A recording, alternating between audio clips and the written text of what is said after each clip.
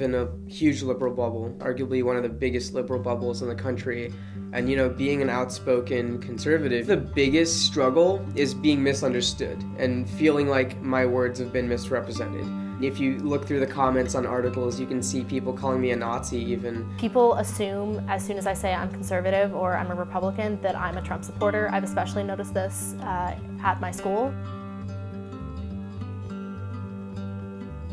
Maybe there's a liberal kind of tinge to things we talk about in the classroom. As soon as I would speak up, if I disagreed with them, they would just attack me personally. And it stopped being about my political views and it became personal. And they would demonize me and say, how can you say you're a feminist? How can you be proud to be a woman if you don't believe in these things? And you're homophobic, you're sexist, you're racist, all these things that were just so untrue.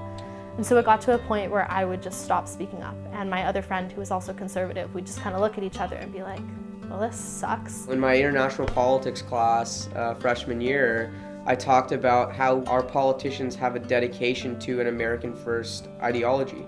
And I was essentially shunned from the discussion. I remember a lot of people, without raising their hand, just yelling at me after, and then the GSI trying to roast me at the end of the discussion section. I was never called on again after that in that class. We couldn't say anything because it became a personal attack, and that's never how a political debate should be. There is hypocrisy on the liberal side when it comes to acceptance, but I think that's because it's so much more complex than that. For a liberal who feels like someone is threatening the vulnerable, that battles with their desire to accept everyone, and they can't accept that. In terms of our nation's progress and the inability to communicate, and people feeling like they're left out of the narrative or left out of rhetoric, or the pace of change being too fast or too slow.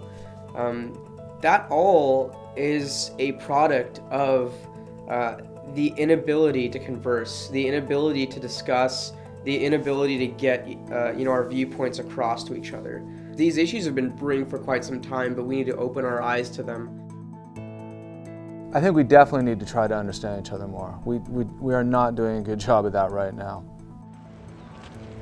February of 2017, there were, huge riots that burst out. Milo Yiannopoulos basically came towards the evening, and when that happened, people from actually outside of campus, this group called Antifa, which is a far left group, showed up to campus, and they brought Molotov cocktails, they brought baseball bats, riot gear, pepper spray, and they sort of infiltrated what was a nonviolent protest by the students. There was a lot of violence in terms of people physically getting harmed. There was a lot of verbal violence in terms of what was being thrown around people. And there was really a collapse of civil dialogue and civility that you don't really see in the United States. I was a journalist filming what was going on, and they saw me, and I got too close to them as they were breaking the windows. And they tried to take my camera and then started beating me up. And I actually got a concussion. And laying in that hospital bed that night, I kind of realized, we've gone way too far as a nation.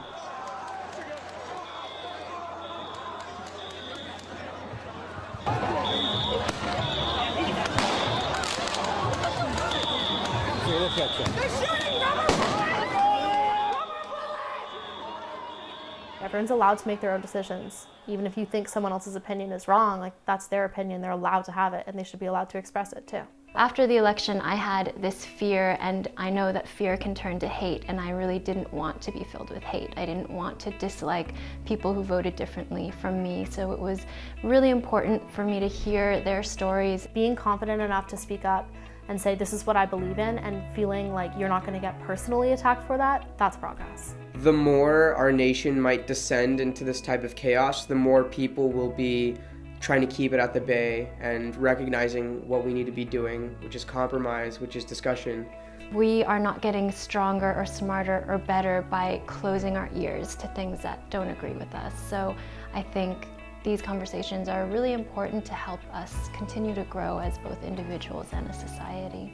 If we were able to actually create more welcoming spaces of discussion as a nation, we would, be able to reverse that tide. Hopefully it's not too late.